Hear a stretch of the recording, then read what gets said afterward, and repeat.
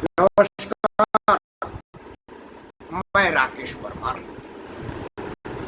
मित्रों, आज तो सबसे बड़ा मुद्दा यही था कि भारत के यशस्वी प्रधानमंत्री श्री नरेंद्र मोदी के आह्वान पर दुनिया ने भारत के सबसे पुरातत्व, सबसे पुरातन संस्कृति हमारा योग को सम्मान दिया और फिर संयुक्त राष्ट्र ने एक सर्कुलर पास करके आज 21 जून को अंतर्राष्ट्रीय योग दिवस के रूप में मान्यता दी।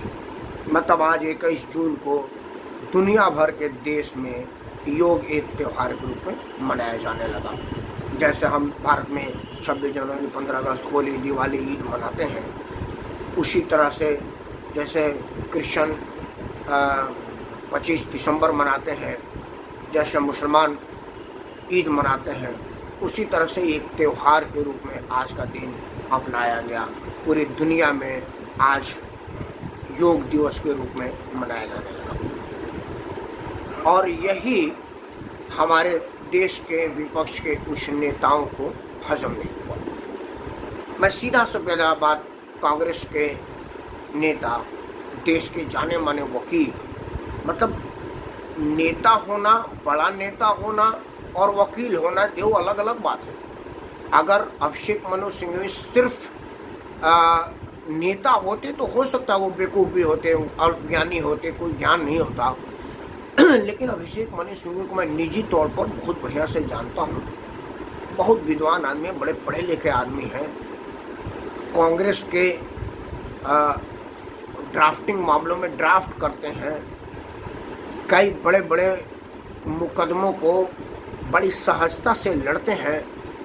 अभिषेक मनु सिंघवी का विद्वता पर मैं रत्ती भर भी संदेह नहीं कर सकता, कर ही नहीं रहा हूँ। मेरी इतनी हैसियत ही नहीं है कि मैं अभिषेक मनु सिंघवी के ज्ञान विज्ञान पर मैं संदेह करूँ।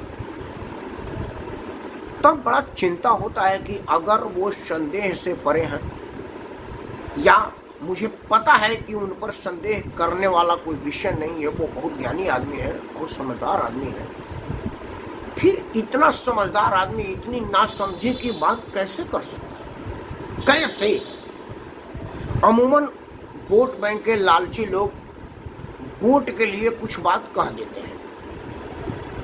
कई बार वोट बैंक के लिए आदमी अनाप शनाप बोलता है और इस देश में, भारत में, अगर आपको वोट के लिए माइलेज लेना है तो हिंदू धर्म से ज़्यादा निरीह, हिंदू धर्म से ज़्यादा कमज़ोर और हिंदू धर्म से ज़्यादा आसान आपको कुछ नहीं मिलता। आप हमारे देवी देवताओं को गाली दें, हमारे त्योहारों का मजाक उड़ाएं, हमारी महान सभ्यता पर कीचड़ उछालें, लोग गालियाँ और तालियाँ आपको दोनों देंगे, आपका नाम होगा। कोई आदमी आपको कल नहीं जानता था, वो जान जाएगा कि कौन आदमी है जो हिंदू धर्म को गाली दे रहा है। लेकिन आप पर कोई केस नहीं बनेगा, आप पर कोई फतवा नहीं आएगा, आपका कोई बहुत बड़ा विरोध नहीं होगा। ये देखा गया है। हमारे हिंदू लोग ही हिंदू संस्कृति का अपमान करते हैं, विरोध बोलते हैं। मजे की बात यह है कि इस देश का मुसलमान हिंदू संस्कृति का विरोध नहीं करता, हिंदू धर्म का विरोध नहीं करता। वो धर्मांतर कराएगा, अपना धर्म बढ़िया है, तेरा खराब है ये बताएगा, लेकिन आपके दिवाली को गाली नहीं देगा, आपके होली का मजाक नहीं उड़ाएगा। ये देखा हूँ, कोई भी मुसलमान अनपढ़ से लेकर के पढ़ा लिखा तक, तुम्हारा होली बड़ा खराब है, तुम्हारा दिवाली बहुत बुरी है, हमारा होली बड़ा बढ़िया है, ये कहते मैंने कभी नहीं सुना, कभी भी नहीं सुना। अब कोई एक बिल्ले नूह बेकूफ हो, एक अलग बात है।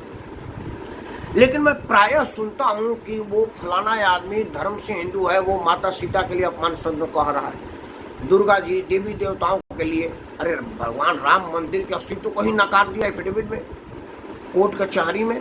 राम मंदिर नहीं बनेगा, अस्पताल बनेगा, शौचालय बनेगा, पुस्तकालय बनेगा की मांग लोग कर रहे हैं और वही लोग अब राम मंदिर पर घोटाले की चर्चा कर रहे हैं। वो मैं कल बोल चुका, इस पर नहीं बोलूंगा।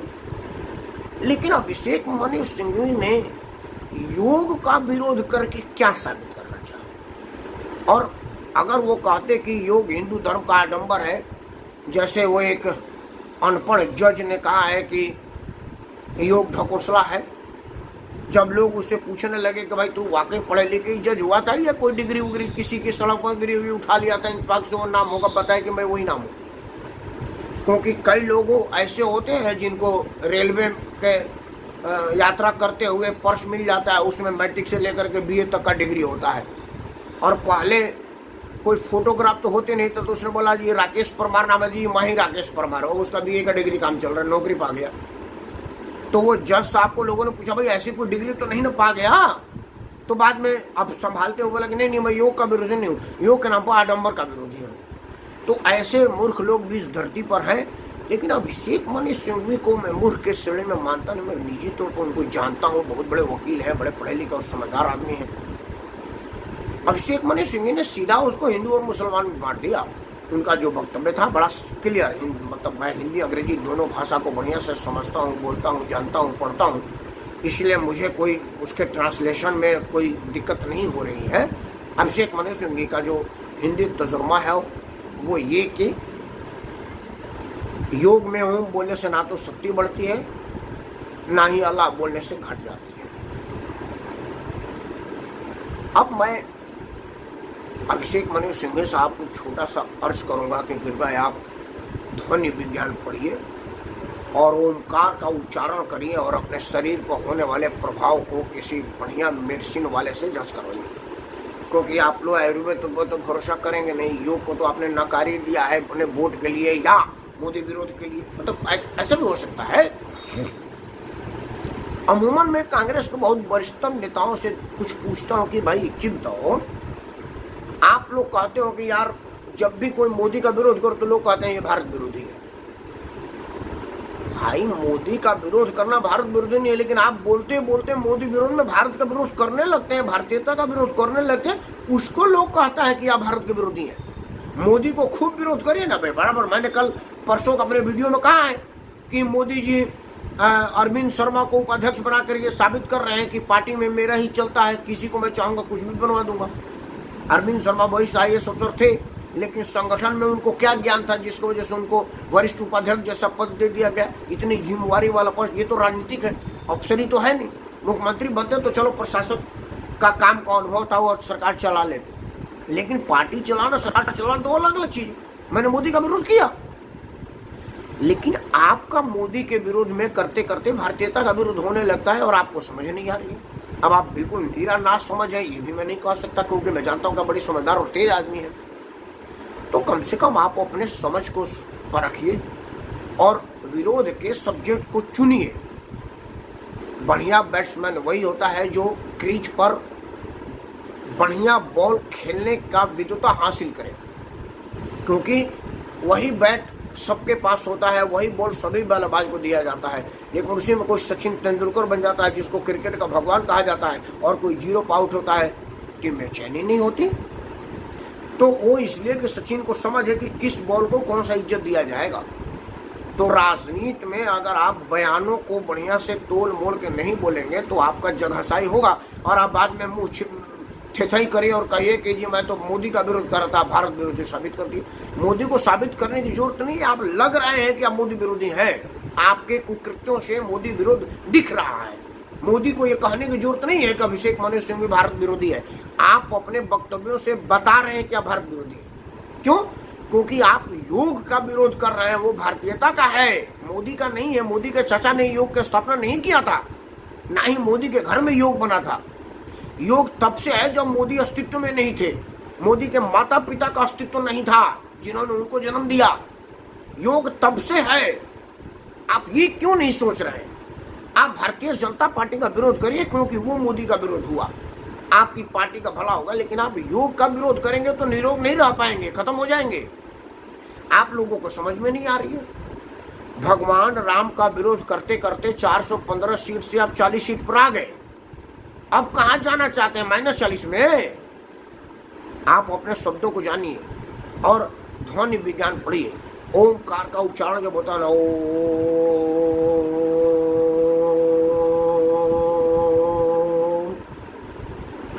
तो शरीर का उक्त रक्तचाप नियंत्रण होता है। और ये साबित हो चुका है। आपके पास तो पैसे की कोई कमी नहीं है, किसी डॉक्टर को बुलाइए और ब्लड प्रेशर वाली मशीन लगा लीजिए। आप जो वो ट्रेडमिल पर दौड़ते हो उसमें बीपी नापने की मशीन ऑटोमेटिकली होती है, वो जांच भी रहा है। आप एक बार उस ट्रेडमिल वाले बीपी ताप नियंत्रण मशीन को अपने बाजू पे लगाइएगा और लगा करके बोलिए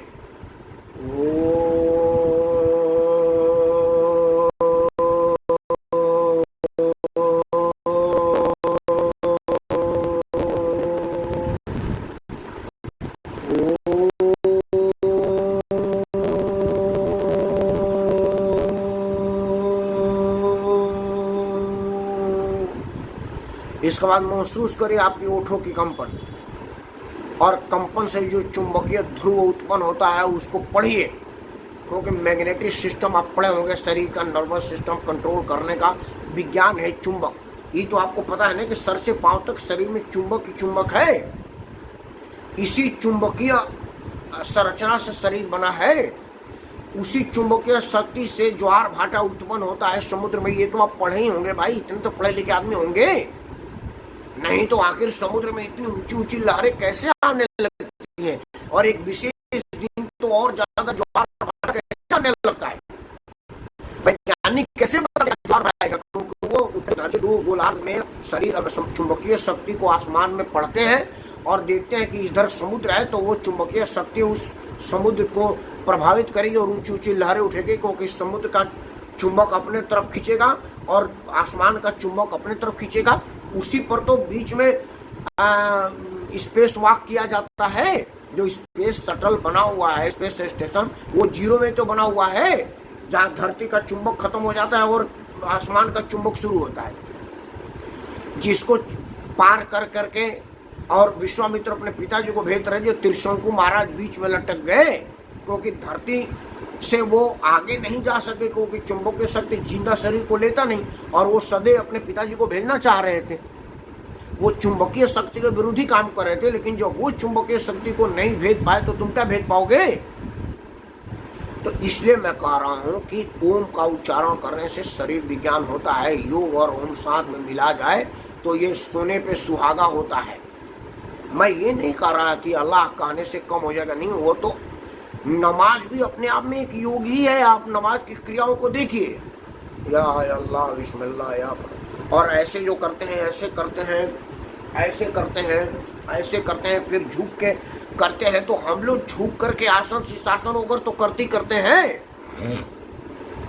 असल में इस्लाम से पहले तो सनातन धर्म था, तो सनातन धर्म का योग और पूजा पद्धति ही इस्लाम के नमाज के टाइम में इस्तेमाल होता है। अब वो कहें कि मेरा हिंदुस्तान, हिंदू से कोई मतलब नहीं, मेरा अलग है, तो बनाओ, गया तो हमरे में से ना, तो कल्चर पद्धति हमारा कोई बढ़िया अपनाया, तो मैं उसको कहाँ कह रहा हूँ। और दूसरी बात रहा अभिषेक मनी सिंह, आपको पता है दुनिया में बहुत सारे इस्लामिक राज्य, इस्लामिक स्टेट आज योग दिवस मनाया।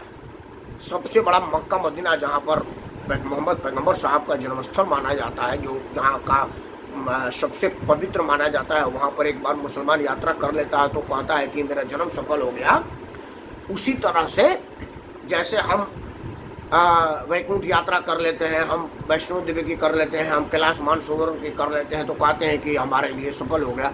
उसी तरह से कोई मक्का मदीने का यात्रा कर लेता है, तो मक्का में योग मनाया गया है, आपको पता ही नहीं यार। तो मक्का में ओम मना करके ओम ओम तो कर नहीं होगा, सूर्य नमस्कार तो कर नहीं होगा, वो तो या अल्लाह ही कर रहा होगा या कुछ नहीं कर रहा होगा, योग तो कर रहा है।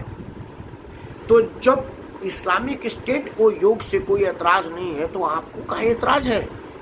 आपने कैसा मुद्दा उठाया जो ना तो मुसलमान को पसंद आया ना हिंदू को पसंद आया, तो आप हिंदू भी नहीं, मुसलमान भी नहीं, तो एक सोनिया गांधी के ईसाई मिशनरी के काम से जीत जाएंगे, या आप सिर्फ ईसाइयों के वकालत कर रहे हैं।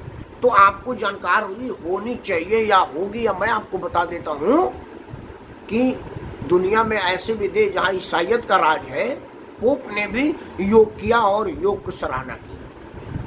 तो आप हिंदू के नहीं रहे, ईसाई के नहीं रहे, क्रिश्चियन के नहीं रहे, पंजाब में सारे सिखों ने योग किया, तो आप किसके रहे, किसी के नहीं।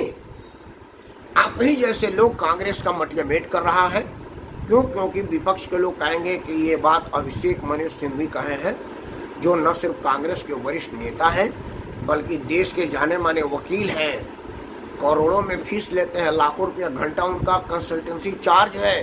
साधारण आदमी नहीं है, वो ऐसे वकील नहीं है जो चाय पी के जमानत करवा देते हैं, 100 रुपये पर एफिडेविट बना देते हैं। ये ऐसे वकील हैं जिनको कई लाख रुपया देंगे तो आपसे 1 घंटा केस समझेंगे। केस स्टडी का फीस घंटों लाखों में है, लड़ने का करोड़ों में है। देश के नामजद वकील है, साधारण आदमी नहीं है। ऐसे आदमी ने कहा है, मतलब वो हिंदू विरोधी नहीं, हिंदुस्तान का विरोधी है, भारत का विरोधी है। ये कहने में किसी को दिक्कत नहीं होगी, मैं नहीं कह रहा हूं, दुनिया ये कहेगी। मैं तो अंतिम में सोनिया गांधी जी, राहुल गांधी जी और प्रियंका गांधी जी, तीनों गांधी से हाथ जोड़ के प्रार्थना करता हूँ। मेरी दिली इच्छा है कि कांग्रेस मजबूत रहे, कांग्रेस का खौफ नरेंद्र मोदी पर हमेशा बना रहे, क्योंकि नरेंद्र मोदी पर किसी का खौफ नहीं रहेगा तो निरंकुश हो जाएंगे। उन पर अंकुश रहे तभी वो राष्ट्र हित की काम करेंगे।